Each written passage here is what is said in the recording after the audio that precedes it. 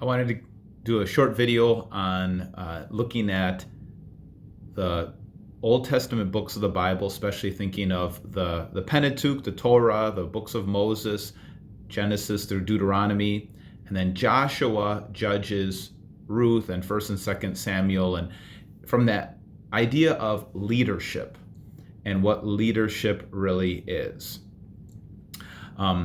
Leadership is not necessarily a certain position. Leadership is not a certain set of qualities like an extrovert or somebody who has certain talents.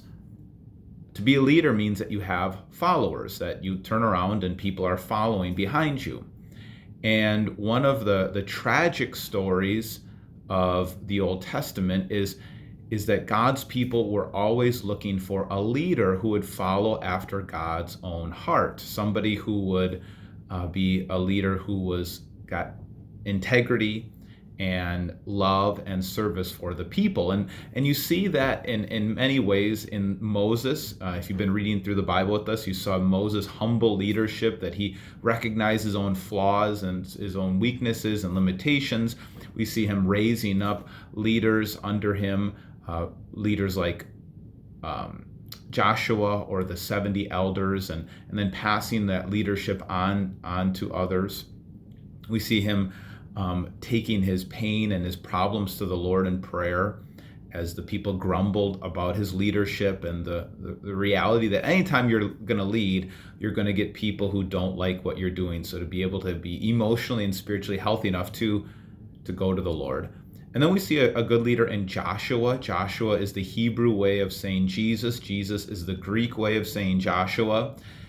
And it means the Lord saves. And Joshua learned under Moses' leadership to follow the Lord. And one of the key words in Joshua is his courage. He says, be strong and courageous, and his complete devotion to the Lord. So in many ways, Joshua, like Moses, is an ideal leader. But it doesn't seem like Joshua really passed the baton on to somebody else, because after the book of Joshua we get the book of Judges, which, man, it is just one catastrophe after another. There's a splintered group of leaders that are scattered across the promised land, as the tribes of Israel had been scattered and took on their land, and they didn't remain faithful as they're scattered under these tribal leaders called judges.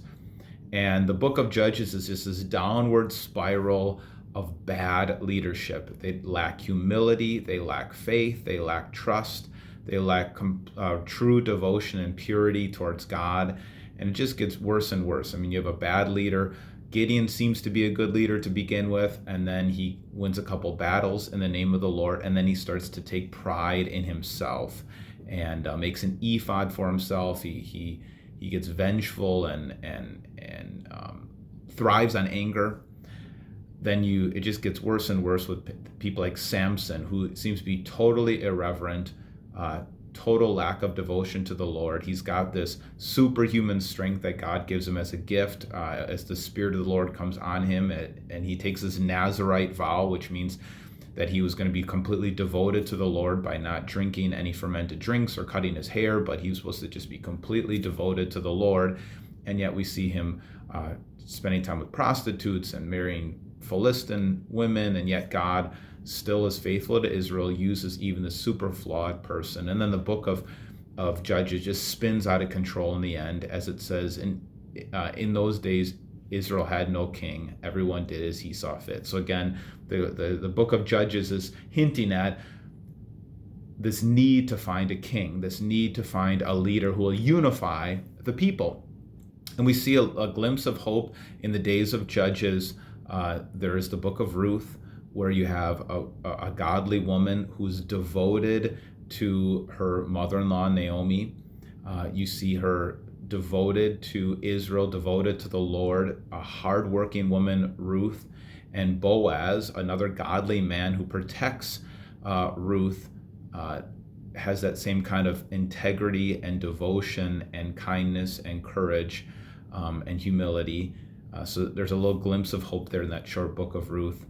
And then you move on to the book of Samuel, And in Samuel, it begins with the story of Hannah. And I really like how the Bible Project points out that Hannah's song, after she has a child, Samuel, and she sings her song about how God is going to raise up the humble and bring down the proud, how that kind of becomes a theme for the rest of the book of 1st and 2nd Samuel, how prideful leaders like the first king in Israel, Saul, will be brought down as he uses God as kind of a good luck charm.